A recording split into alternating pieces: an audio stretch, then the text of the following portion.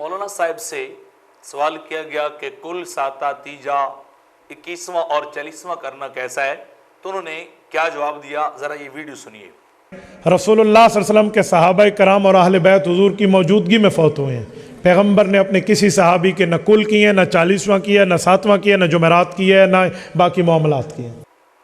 تو اگر یہی بات سمجھی جائے، جیسے مولانا نے بڑا سیدھا سا جواب دیا کہ نہ نبی نے کیا، نہ صحابہ نے کیا، نہ کسی اور نے کیا،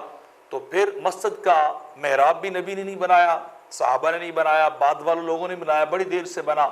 سپیکر نہیں لگا مسجد میں اس دور مبارک کے اندر، مینار نہیں بنے، مدارس کا یہ انداز نہیں بنا، کتابیں ایسی نہیں بنی، آج کل والے نقش و نگار مساجد کے ایسے نہیں بنے، اس طرح کے علوم جو ہے آج کل جو پڑھائے جا رہے ہیں مدارس میں وہ نہیں بنے۔ نبی کے دور میں تو کسی کے لیے جو ہے وہ جلوس بھی نہیں نکالا گیا، بخاری کا جو ہے وہ ختم بخاری کا جلسہ بھی نہیں کیا گیا۔ تو یعنی صرف یہی بات کی جائے تو کتنی ساری باتیں ہیں۔ مولانا صاحب سپیکر پہ تقریر کرتے ہیں، اس دور میں نہیں تھا، ہاتھ میں گھڑی باندھتے ہیں، اس دور میں نہیں تھی، تو یہ جواب نہیں تھا۔ بات یہ ہے کہ بتانا یہ چاہیے تھا کہ اصالہ ثواب کرنا یہ قرآن و سنت سے ثابت ہے، ان کے علماء نے بھی لکھا ہے، علماء دیوبند نے بھی لکھا ہے، شیخ ابن تیمیہ نے بھی لکھا ہے۔ اور رہا باقی کہ کل ساتہ 23واں یا 40واں ان کے لیے دنوں کا مقرر کرنا، تو اس کے بارے میں امام اہل سنت جو ہے وہ فرماتے ہیں کہ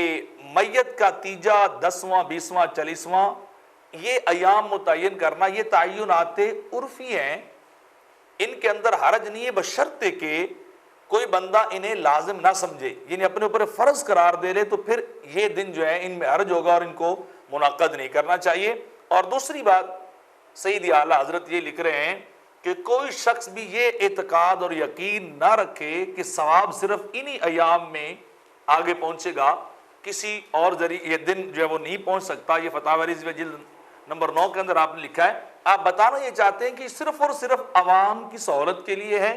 جب تک انہیں فرض واجب کا درجہ نہ دیا جائے تو لوگ اپنی آسانی کے لیے یہ محفل منعقد کرتے ہیں۔ تو اس ضمن میں